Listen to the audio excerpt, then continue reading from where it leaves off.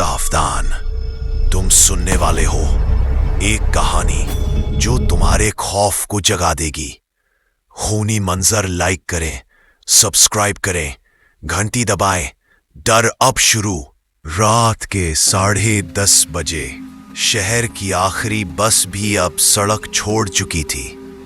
ठंडी हवा धूल उड़ाती हुई पुरानी ग्रीनवुड लेन पर बह रही थी, जहां हर पेड़ झुका हुआ था जैसे किसी अदृश्य बोझ से दबा हो। वहीं उस सुनसान गली के अंत में खड़ा था वो मकान जिसे लोग अब भूला हुआ घर कहते थे। 3 मंजिला काले पत्थरों से बना, छत से झूलते जंग लगे पंखे और हर खिड़की से झांकता अंधेरा। ऐसा लगता था जैसे मकान खुद सांस ले रहा हो। आरव और कियारा दोनों अपनी गाड़ी वहीं रोकते हैं, हंसी मजाक करते हुए उतरे थे, पर हवा की ठंडक ने उनकी हंसी खींच ली थी। आरव ने कैमरा निकाला। Perfect location. वो फुसफुसाया उसे भूतिया जगहों का जुनून था। वो एक यूट्यूब सीरीज बनाना चाहता था, शहर के अनदेखे कोने। इस बार उसने चुना था ये मकान जहां कहा जाता था 80 साल पहले एक अनुष्ठान अधूरा छोड़ दिया गया था।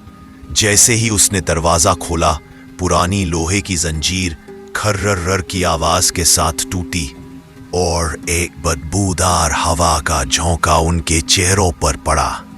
हवा में धूप, तेल और जले हुए बालों की बू थी। कियारा ने खुद को ढका। उसकी आंखें चौड़ी हो गईं। आरव, अजीब गंध लग रही है। आरव हंसा। पुराने घर, कियारा बस धूल और चूहे। पर उसकी हंसी ज्यादा देर नहीं टिक पाई, क्योंकि जैसे ही उसने मशाल अंदर फेंकी, दीवार पर किसी महिला की परछाई झिलमिलाई, जो धीरे धीरे गायब हो गई। वो दोनों अंदर पहुंचे। दीवारों पर काले धब्बे थे, छत से पानी टपक रहा था और हवा में एक ठंडी गूंज थी, जैसे कोई धीरे से मंत्र पढ़ रहा हो। कियारा ने कैमरा चालू किया, दिन ग्रीनवुड हवेली की खोज पर। जैसे ही उसने रिकॉर्ड बटन दबाया, माइक में किसी महिला की हंसी सुनाई दी, धीमी, टूटी फूटी और पीछे से आती हुई। आरव रुका नहीं। वो जानता था डर को जितना बढ़ाओ उतनी फुटेज वायरल होती है। रात के 12 बज चुके थे। दोनों ने ग्राउंड फ्लोर जांच किया। पुराने बर्तनों में सूखी मोम जमी थी और एक कमरे में तांबे का बड़ा पात्र पड़ा था, जिसके अंदर कुछ सूखे हुए फूल और राख थी। आरव ने कैमरा उसके करीब किया और तभी लेंस में कुछ अजीब दिखा। राख के बीच कुछ धड़कता हुआ सा हल्का लाल चमकता कण। वो झुका, पर कियारा ने उसका हाथ पकड़ लिया। इसे मत छूना। आरव पर उसकी जिज्ञासा रुकने वाली नहीं थी। उसने राख को छुआ और तुरंत हवा जैसे थम गई। घर का पंखा अचानक घूमने लगा, बिना बिजली के, और दीवार पर किसी ने जैसे उंगलियों से लिखा हो, तुम लौट क्यों आए। आरव पीछे हटा। कियारा ने रिकॉर्डिंग बंद करनी चाही, पर कैमरे का बटन जैम हो गया था। स्क्रीन पर स्टैटिक झिलमिला रही थी और बैकग्राउंड में वही महिला की हंसी, अब और पास और गहरी। आरव ने दीवार की तरफ देखा, वहां जहां अभी अभी लिखा था, तुम लौट क्यों आए, अब बस एक लाल निशान था, त्रिकोण के अंदर बना उल्टे आंख जैसा सिंबल। कियारा के चेहरे का रंग उड़ चुका था। उसने फुसफुसाया, आरव, ये सिंबल मैंने पहले देखा है किसी पुरानी ग्रंथ में। आरव ने मशाल उसकी तरफ घुमाई।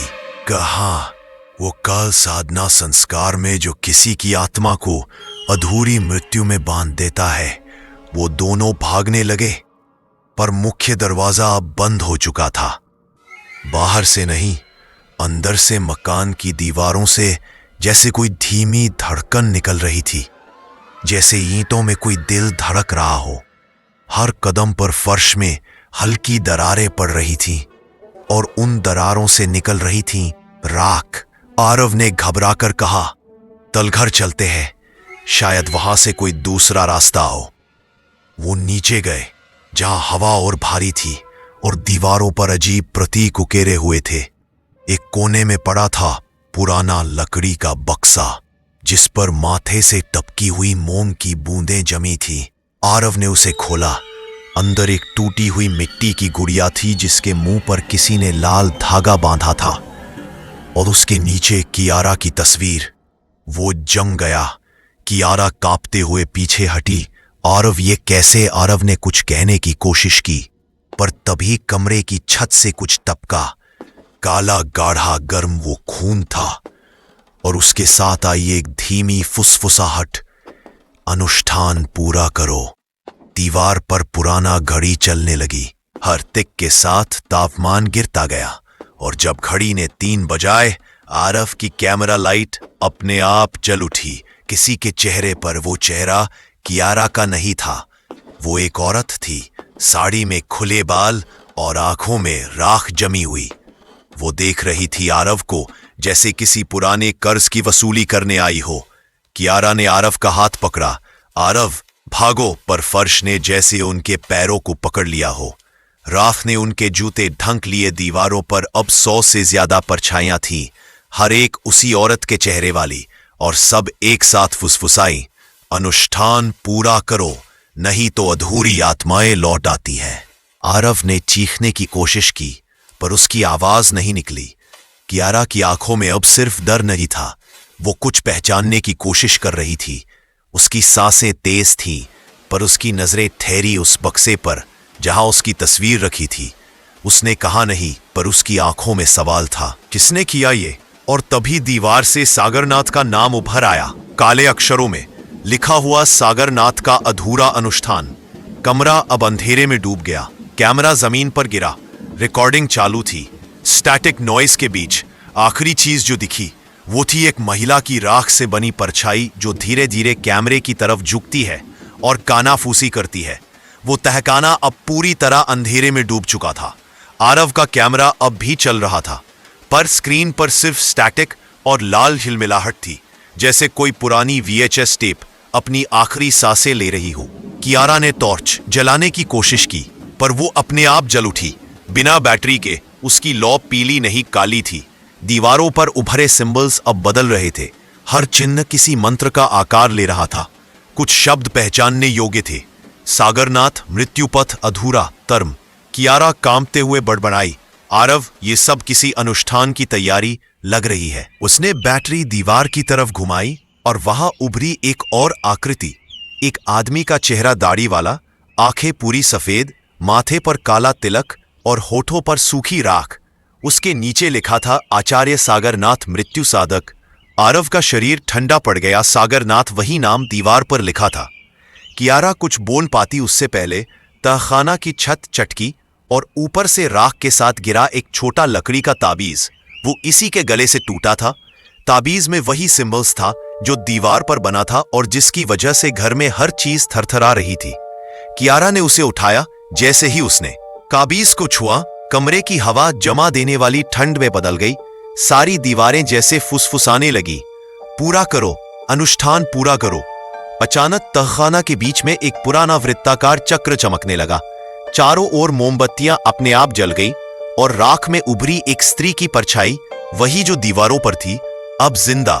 उसने हाथ बढ़ाया और उस राखी आवाज में कहा, तुम दोनों आए हो उसी को पूरा करने जो मैं अधूरा छोड़ गई थी। आरव और कियारा दोनों पीछे हटे, पर उनके कदम फर्श से जैसे चिपक गए थे। उनकी सांसों की भाप हवा में जम रही थी। कियारा ने कांपते हुए कहा, आरव, ये कोई आत्मा नहीं, ये अवशिष्ट ऊर्जा है किसी अधूरे अनुष्ठान की। पर आरव अब उसकी बात नहीं सुन पा रहा था। वो बेसुधी में था। उसकी आंखें लाल हो चुकी थी और होठ अपने आप इसी मंत्र की तरह हिल रहे थे। कियारा ने चीख मारी, आरव रुक जाओ, पर अब उसकी आवाज किसी एकदम खाली जगह में गुम हो रही थी। हर शब्द गूंज होकर उसी महिला की आवाज में लौट रहा था। दीवारों पर अब राख की नसें फैल रही थी, हर सिंबल्स चमक रहा था, और तहखाना के बीच वो काला वृत्त धीरे धीरे खुलने लगा, जैसे जमीन के नीचे कुछ सांस ले रहा हो।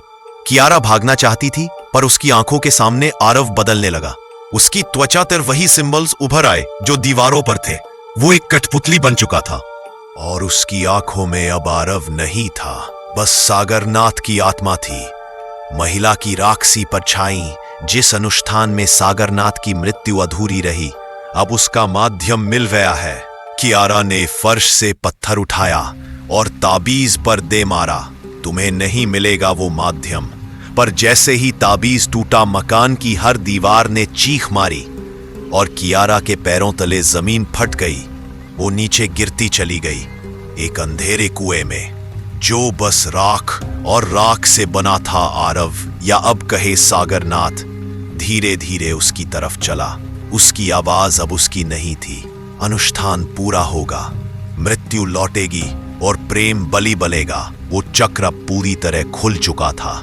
काले धुएं से बना सागरनाथ का शरीर ऊपर उठने लगा और जैसे ही उसने अपने हाथ फैलाए, पूरा मकान हिल गया। बाहर बिजली गिरी, एक झटका, और मकान की सारी खिड़कियां एक साथ टूट गई।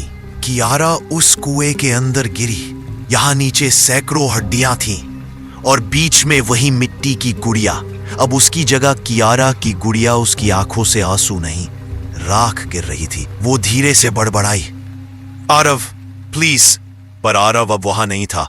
सागरनाथ का शरीर पूरा बन चुका था। उसके चेहरे पर वही काली मुस्कान जिससे ये मकान शुरू हुआ था। वो हंसा, एक ऐसी हंसी जो इंसान की नहीं थी। और फिर सब कुछ रुक गया। सन्नाटा। मकान की दीवारें जम गईं, मोमबत्तियां एक एक कर बुझ गई और फर्श के बीच वो वृत्त धीरे धीरे गायब हो गया। बस कैमरा वही पड़ा रहा। रिकॉर्डिंग चालू थी। स्थैतिक के बीच एक हल्की आवाज आई, जैसे कोई बहुत धीरे से बोल रहा हो, अनुष्ठान पूरा हो चुका है। सुबह जब नगर निगम की टीम उस इलाके में पहुंची तो वहां मकान नहीं था, सिर्फ राख, और राख में जली दो छायाएं, एक पुरुष एक स्त्री की। और उसी जगह पर पड़ा था वो पुराना कैमरा। स्क्रीन झिलमिलाहट कर रही थी। रिकॉर्डिंग में आखिरी फ्रेम था कियारा की राखी परछाई जो कैमरे की तरफ मुस्कुरा रही थी।